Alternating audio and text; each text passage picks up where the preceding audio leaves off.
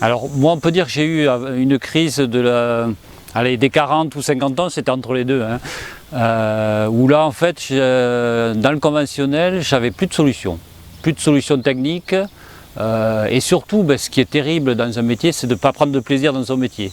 Donc de se lever le matin en se disant oh là là, voilà. Donc pas de solution technique parce que j'avais l'impression de plus je traitais et moins j'avais de réponses, plus j'avais de problématiques. Donc vraiment un système qui n'était pas intéressant et en plus avait des prix producteurs qui n'étaient pas rémunérateurs. Donc même pas la partie économique était intéressante, donc vraiment une impasse. Donc j'avais deux solutions, soit dire j'arrête mon métier, je fais autre chose, ou alors il faut que je gère différemment, il faut que j'aborde mon métier différemment. Donc du coup je suis rentré dans la bio presque naturellement. Et donc j'ai commencé il y a une dizaine d'années maintenant.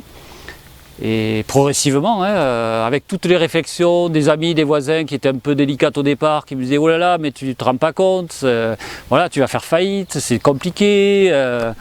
Il faut passer un peu au-delà, on a quelques doutes quand même au départ, mais on a rapidement quelques satisfactions où on se dit tiens, ça marche. Ça marche en bio alors que ça ne marchait pas avant conventionnel, mais ça marche. Donc du coup, ça c'est encourageant. Puis je pense que après on se prend au jeu, on redécouvre que on a un sol. Moi, c'est paradoxal de dire ça, mais j'avais oublié que j'avais un sol. J'avais oublié que mes vergers, mon arbre, il était sur un sol et qu'il avait besoin du sol pour vivre.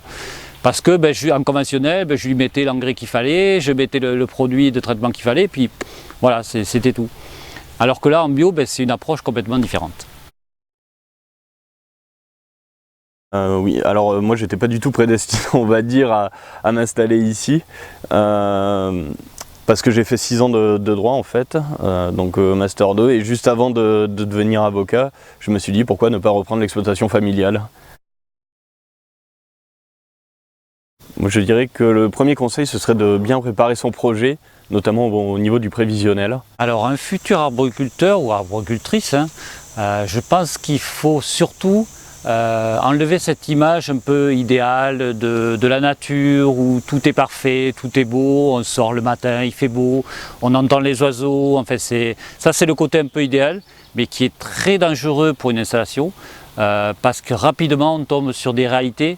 Il peut y avoir des accidents, il peut y avoir des orages de grêle, il peut y avoir plein de choses, du gel, etc. Donc je crois que c'est important de prévenir les jeunes, de leur dire oui attention, mais voilà, soyez conscients que c'est pas le monde idéal, quoi. L'arboriculture c'est pas la nature idéale, il faut s'adapter, donc c'est ça qui est important en fait. Voilà, tout à fait, de se renseigner au niveau des organismes. On a beaucoup d'associations ou alors d'organismes gouvernementaux qui peuvent nous aider dans les démarches de reprise ou de création de projets, que ce soit la Chambre d'agriculture, l'ITAB, la FNAB. Ouais, c'est vrai qu'en arboriculture, on a tendance à dire qu'on a des gros paquebots. Donc quand on prend une voie, quand on prend une direction, ça prend du temps, quoi. Donc on ne fait pas tout d'un bloc. Alors c'est vrai, rapidement on est passé, nous en pommes, notamment en mûrs fruitiers, pour justement réduire la taille. Donc pratiquement on ne taille plus à la main nos vergers de pommiers. On a voulu simplifier aussi l'éclaircissage. C'est quelque chose qui est très compliqué en bio parce que tout se fait à la main, donc c'est très long, c'est contraignant.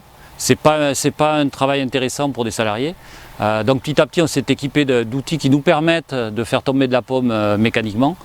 Et après en fait on s'oriente vers tout ce qui peut nous aider à l'avenir et on pense de plus en plus à de la robotique. Voilà, tous ces outils-là qui nous aideront à continuer à faire de l'arboriculture. Ouais.